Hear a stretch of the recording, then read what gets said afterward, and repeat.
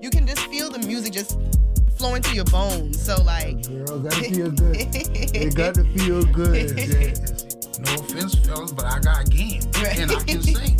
So it's like I'm gonna do the same thing, and if it do make sense. Right. And if you singing it and it makes sense, then the anointing. So y'all got the Jacksons over there. Yeah, it was like that, but Yeah, I was Joe. yeah. What's up? It's your girl, Kris Kaylin, back with another episode of the Princess Diaries. And I'm very excited because this time we are highlighting music because it is Black Music Month.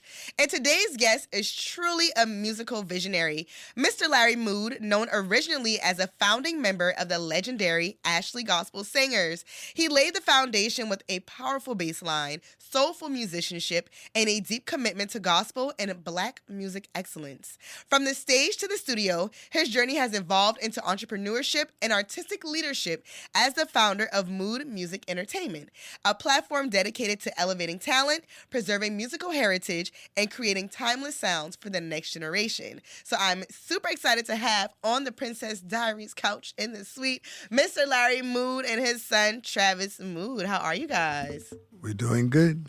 Yay. What's happening? Glad you are here. Glad you are here. So, we got to tell the story. I really wanted to highlight, I feel like in Charleston, the Holy City is a big thing. So I wanted to highlight the gospel sound, and I really don't feel like I've heard a lot. So everyone told me you the man I need to talk to. Oh, They say you have all the information. You are one of the foundational bricks. So I'm very happy that you decided to sit here with me. So as we jump into the story, for those who are just learning about your journey, can you take us back to the beginning? How did music become a part of your life? Well, music became part of my life because my father used to play guitar. Then he had a gospel group, and he also took a bunch of young fellas who had to go ask their parents if he could carry them to church, and that's because he always worked around young talent, which I like young talent too. I like young talent. Yeah, I like young talent. Yeah. That's cool. So it seems like it's a hit. So everyone plays the guitar. That's the passage to be in the Mood family. Everybody can play the bass guitar. Well, my dad, and then me, and then Travis came along. So what was it like forming the group, the Ashley Gospel Singers? Oh, I was just a member of the group. It was this guy named Deacon White. Mm-hmm. He used to always try to get me to come play in his group, but I used to do a lot of revivals and stuff. So after he done run with me 5 nights, and he wanted me to play with his group, I could have given the man one night because he was solid, because Right. you want dependable people when you're in this kind of business. Absolutely. Yeah. Your word got to be a bond. Yeah. That's real. And you started at a young age playing, right? I started when I was about 20. I wanted to start younger, but I didn't because of young coming up. That wasn't it. But it took me to lose my best girl and then to put that guitar up. I had to put love into something else, and that's what I did. Ooh, I like the sound of that. So, what made you lean into gospel, or instead of going like secular and R&B? Well, when my daddy, that's all you had was gospel music, because by him being in the group, every Sunday you had to go to church. You had to go to program somewhere, and that's how I grew up, with that, So did y'all travel, or you just... We just did local stuff, here, there, within the low country, and stuff like that, So as an original member of the Ashley Gospel Singers, what is your most memorable moment from that era? Or if you got a couple, give me a couple. Well, as a gospel singer, they were good, because we got to the point where there was young talent coming up. Mm-hmm. And I wanted to jump on the young talent, but some of the older guys, they said, "No, we want somebody who got a car." No, that's not what I wanted. I want that young talent, and they were young and they were dedicated. Because matter of fact, one of the guys who, the lead singer, Carlos, he was a little young fella. Then he started hanging around us, but he had that good gifted talent, you understand? And another older guy was named Deacon White. He was the elderly out of us all, but try to keep young people close to church, try to keep them in that. that atmosphere, you know, the music and everything, you know, because most of them, when they first got a little taste, then you had to carry them out like a revival and give them like a workout, you know, get them molded. But you know, all of them pretty gifted, talented, you know. Mm-hmm. And I will say, it seems like all the best musicians come through the church. Why do you think that is?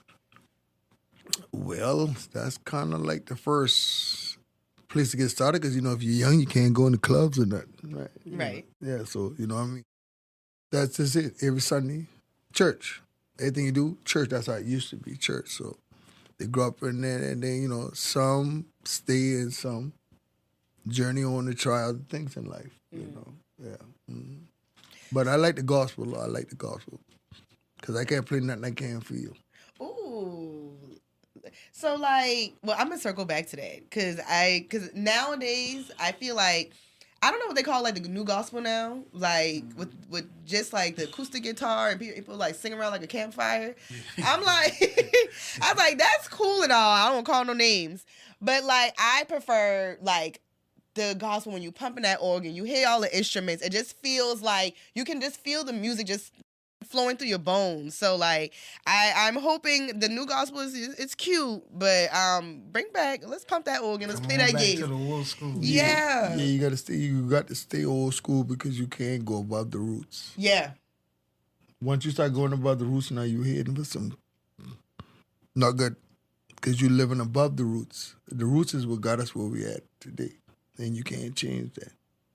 I mean, you know, as time changed, music changed, you know. Right. I ain't gonna say all good, you know, Right. but then, you know, like music is something that got to grab you, you know.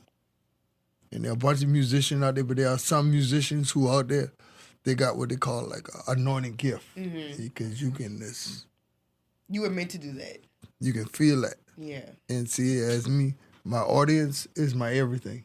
Because I view my audience. I can tell when something ain't right. If you see him doing one of these little numbers here, that means your music's too loud. Right. And loud music is not good. Right. That's not good. You can't enjoy music if it's too loud.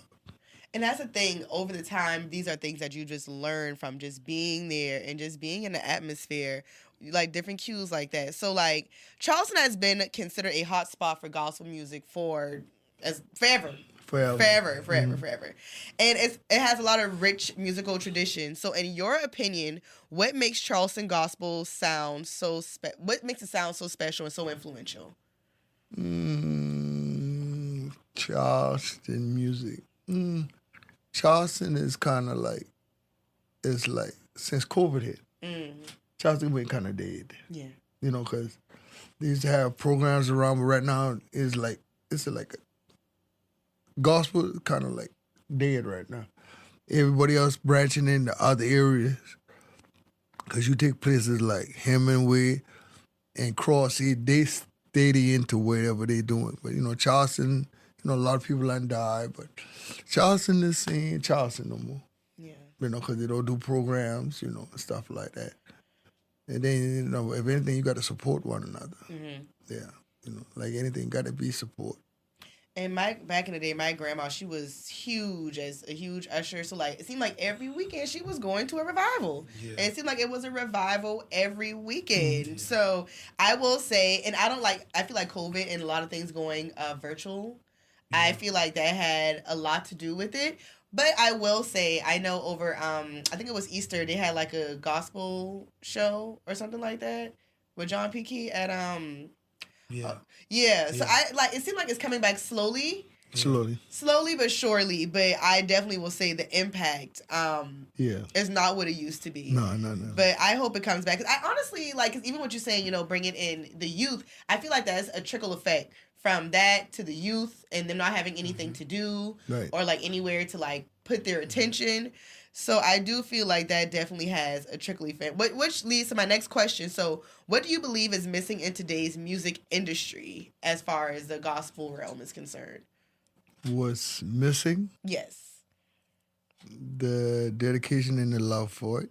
Because, you know, now we're doing things which look good, but it's not biting. Right. If you know what I mean by biting, you know. I mean, you know, you got some of the prettiest singers, prettiest musics, But if it don't go no higher than that ceiling, it ain't grabbing you. Right. You know. Yeah. That go back to your campfire. Right. You know what I'm saying? What campfire? That acoustic What she said, guitar. really, it's pretty, but it don't touch nobody. No, you just sitting there. And it's just like, oh. I call it depressing gospel. I call it the white people gospel music, but It's kind of That it's kind of like on the, I would say, the soft side. Yeah. With the acoustic guitar. Now, you got violinists out there, because Trav had one guy playing with him. He played the violin. And, Right. oh man, was that the way he put that in? What were we doing? amazing. Yeah. Yeah, real nice. Everything just kind of fits right together, you know. So with Mood Music Entertainment, because I know y'all perform and y'all play different places. So what do you feel like the Mood Music Entertainment is helping restore or create? Mood's music is kind of like Travis's mood music, but you got to still stick with your foundation. Mm-hmm. And he kind of, you know, I've been with him long enough to know his style. Right. You understand? You know, I understand his style, but then, you know, that's just it. You know, everybody got their own style. That is like me being a musician, because this fella play like this. Now, I can go there and try to just work myself and kill myself trying to get that done, but that's his stuff. Right. You understand? So I got to play what I feel. You understand? And what feels good. Yeah, girl, got to feel good. It got to feel good. Yeah. And see, what they don't realize, you know, mood music, yeah, it is. Mood music really is what he been doing the whole time. Mm-hmm. You understand what I'm saying? Like, the groups and having, raising youngsters. Mm-hmm. You know, that's how it started. Because you go back to COVID, it wasn't nothing to do. So I already had a company that I was coming up with, but I had never knew what I would do. I started teaching kids. Oh, cool. You know what I'm saying? And with teaching kids, I don't have no degree in no special education in music. Right. But I've been with this man my whole life, and I watch him teach. Not just me, it's a lot of other musicians, you know what I'm saying, before me, who he taught. But then when I've been coming up, because I never wanted to play guitar. Really? I never Y'all wanted to off play camera, the way he just went and I didn't even know that guitar was tuned at all. I just came here just playing Lauryn Hill. I'm like, okay, I wish I could just do that. That's a skill. But yeah. Yeah, I never wanted to play guitar. And, Could have fooled me. you know, not knowing, you know, because I love football, you know, and at the time, football. And I wasn't doing right in school either. Right. And I believe that was the break in, okay, you act up, really, you go play this guitar type thing. Right. And then I was always acting up. But at the same time, it's in me and I supposed to play this guitar. Mm-hmm. So it was like time. Right at 9 years old, it was like time. Oh, that prime time. You know what I'm saying? So Prime time. from there, I always learned a mind to teach somebody else because I learned so young, Mm-hmm. you know? So when I start teaching everybody, now I can teach anybody to play a guitar Right. and learn. I tell people, tell me what you want to play. And I teach them that I ain't the best guitar player. I just got a gift for teaching. You see what I'm saying? Because I get that from my dad. Right. So Mood Music started like that as a school. I got a non-profit school of teaching That's music. cool. You see what I'm saying? So it became something. And then I started making my own music because, like I said, it wasn't nothing to do. Right. And I got this whole studio. I got all this equipment. It was just me, Daddy, and my partner, Richard. Right. You just be sitting in the studio just playing. Then one day I got a computer. I started making my own music. Right. You see what I'm saying? So now, with making my music, still performing music, you see what I'm saying? My daddy still been there every step of the way. Right. You see what I'm saying? So I ain't taking him in no clubs now. But you know, He's absolutely not. Nah. it had anything to do with gospel music. Right. He was there. He a part of my recordings. You see what I'm saying? So like the legacy's still going on. I just think that's so beautiful to see. Like, first of all, it just makes me happy just even seeing that. So, like, you kind of answered my question. Was the guitar something you always wanted to do? But, like, your grandfather played the guitar, your dad played the guitar, you played the guitar. So, like, clearly it's just a generational thing that you all pass on, which I think is amazing. And how you're just keeping, like, the legacy and everything alive, like, through music. It's Kris Kaylin, and this episode of the Princess Diaries has been brought to you by the Bill Green Law Firm. Are you dealing with accidents, injuries, or neglect? Make sure you contact the Bill Green Law Firm. No win, no cost. That's our promise.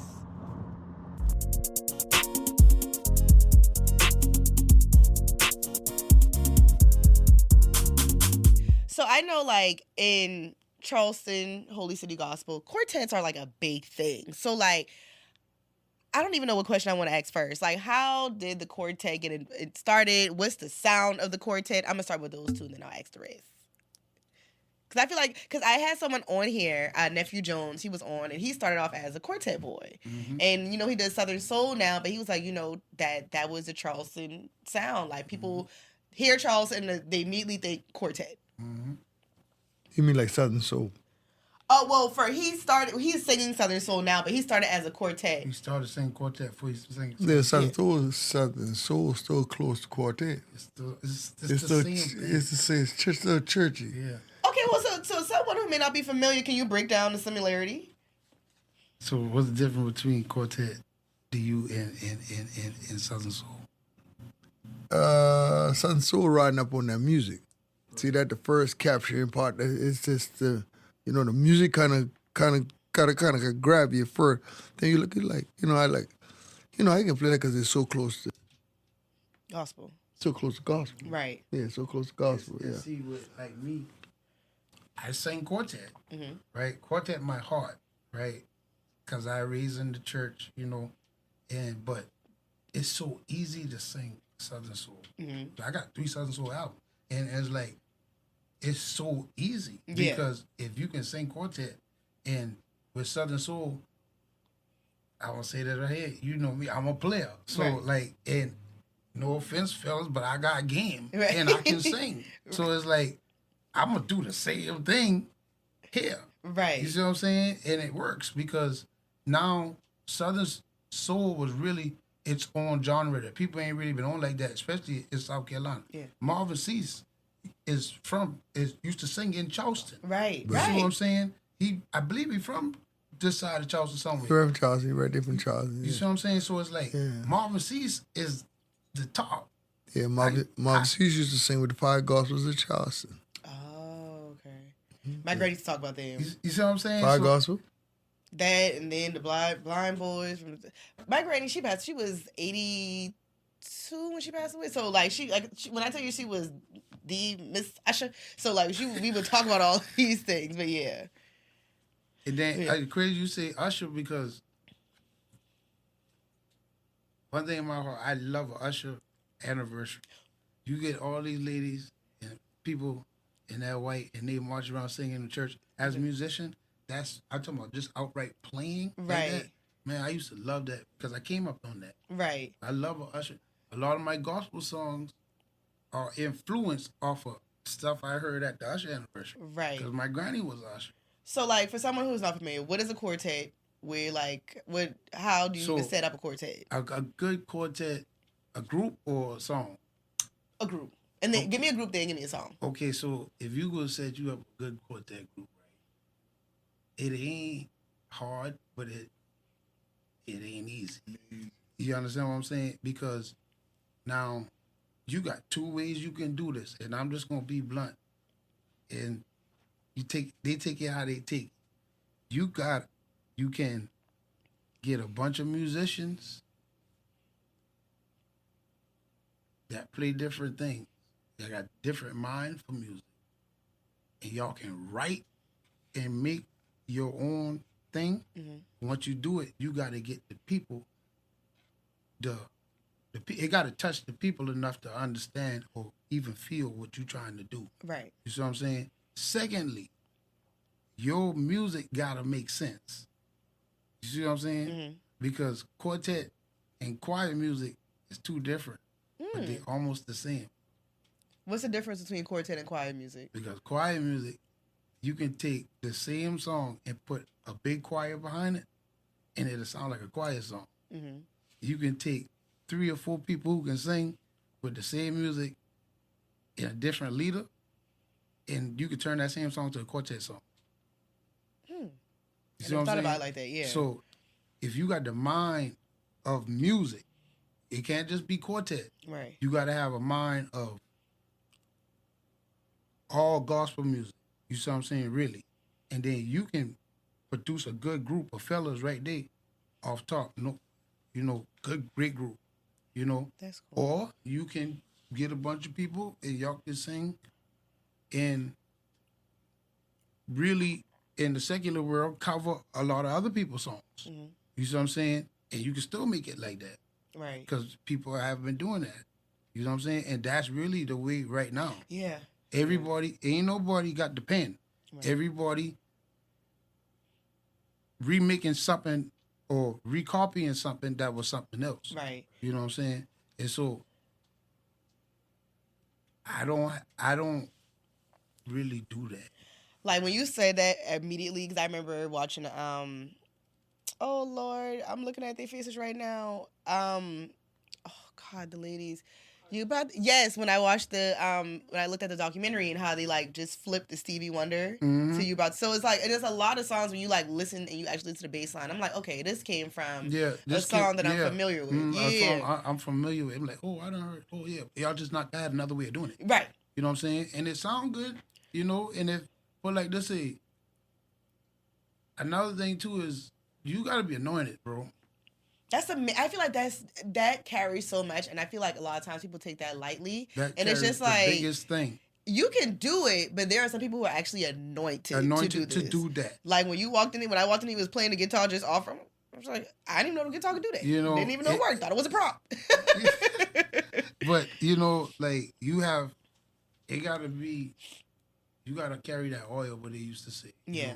For you can't just be out here doing. That would make quartet and that would make gospel music look bad. Right. My mama really don't like quartet music. Really? She kind of hate it. But at the same time, my mama listened to quartet music. Right. Because it's what you singing, if it makes sense. Right. And if you singing it and it makes sense, then the anointing gonna fall on it, and it's gonna do what it's supposed to do. Now, Southern Soul, you get drunk. And I start singing to your woman, it gonna make her feel some type of way too. You understand what I'm saying? Your dad said he's not condoning none of that. He played the music though a little bit though. Oh God. So like, at what point do you think Charleston was the peak for gospel, and like what made it the peak era for gospel for you? Charleston, everybody be like. Every Sunday there was an anniversary or something. Something was always happening in Charleston, just like I say.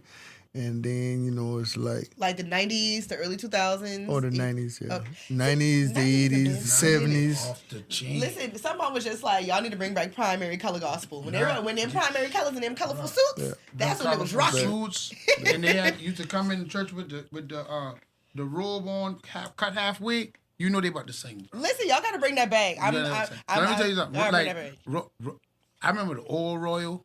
I went to Old Royal, not the new one. Mm-hmm.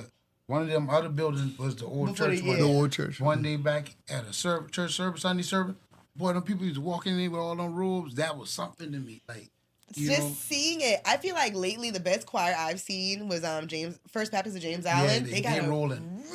Their choir. First Baptist, yeah. Their choir is amazing. First Baptist, y'all doing it. Y'all doing good. Just bring back the primary colors. Yeah, bring back the primary colors. But yeah, so I will say seeing that, I'm like, okay, we got some of that soul left. And see, the good part about it is a lot of people biting off of Charleston.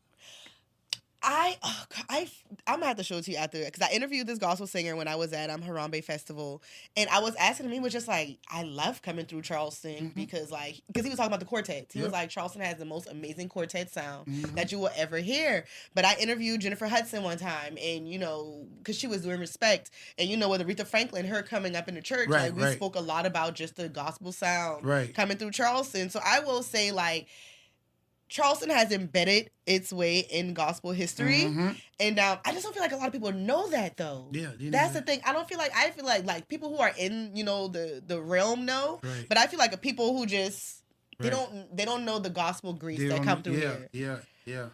A lot of people, you not see, like now, a lot of people come in here to have their recordings and things like that. Because it's here. Yeah. Definitely. It used to be back in Daddy day. It used to be I think Mississippi and Alabama. You used to go out there like whoa. Yeah. The quartet sound, but I think it's our time type thing. I think so too, and especially with everything like just getting the attention that we're getting. So I got a couple more questions for you guys. So with it being Black Music Month and we're celebrating the pioneers and everyone who opened doors, who are some trailblazers that inspired you both to do what you're doing now? I would say it had to be my dad. My dad. Yeah, he really inspired me. I mean, he really inspired me because that was it. Daddy go, you had to go. There wasn't no, I ain't going. Right. It wasn't nothing like that. But then I began to go, and then I really found the love for it because I really love it. Yeah. And then I went on to play with the Ashley Gospel Singers. And it was good during the time, but then it came to a point where my talent was sitting right in the house. I mean, Travis, I had him out since he been 5 playing the drums. Then his sister, she plays the drum too. She was like about 5. She was 6. She was 6, and you were just playing the bass when you been 8, right? Yeah, I've been 8. Yeah. So y'all got the Jacksons over there. Yeah, it was like that, but I was Joe. I've been Joe. Why you get right behind tail? Yeah, but then it's like focus. Right. Sometimes it's hard when they're young to try to hold that attention span. So I mean that's what my music teacher did with me. He did a drumstick, and if you get out of line, right. Discipline in the music school. Yeah. And that's the thing. I feel like now with the newer generation, like discipline is just kind of like it's not there. No. Like I remember coming up dancing, like it's discipline. Like regardless of what you do, there's discipline behind everything. Yeah. But now when it's just kind of like, oh well, I'm not gonna do this, and you don't want to be great. Like I just feel like discipline is alongside with greatness. Yeah, and just with that, right? With the other half of your question. Yes. So I'm glad you left off on discipline because my biggest influence was my granddad, which was his daddy. And then it was him because, like I said, I never wanted to play no guitar. You know what I'm saying? So I learned to play bass guitar. And by about 12, 14, like, I could play it for real.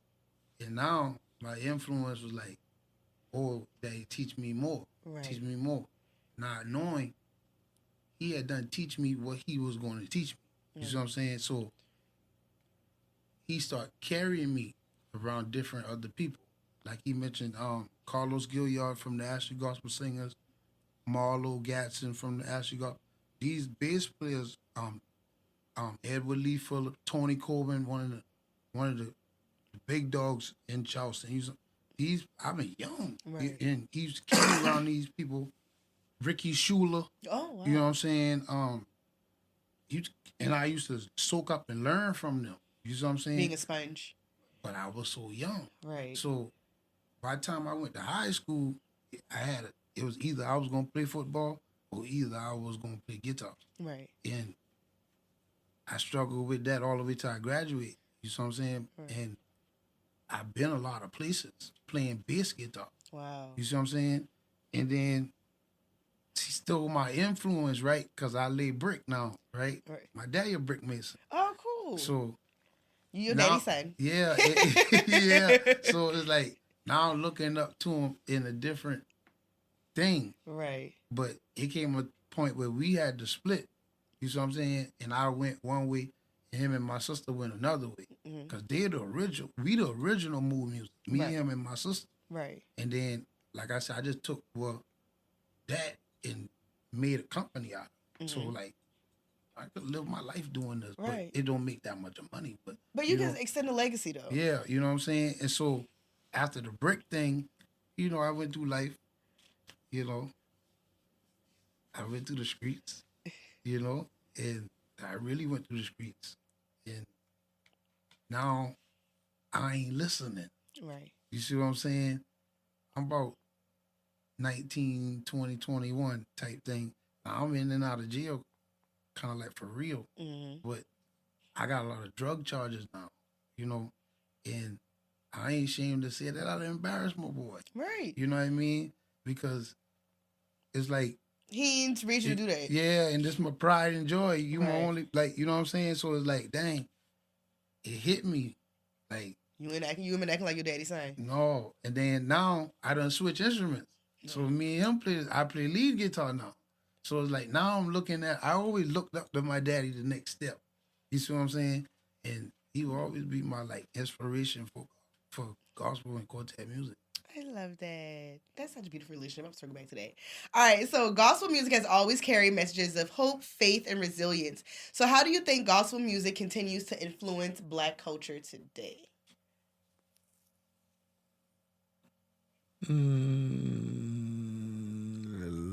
They'll have the Lord involved in their life, you know, because for what we play and what people sing about, you gotta take that as a life story.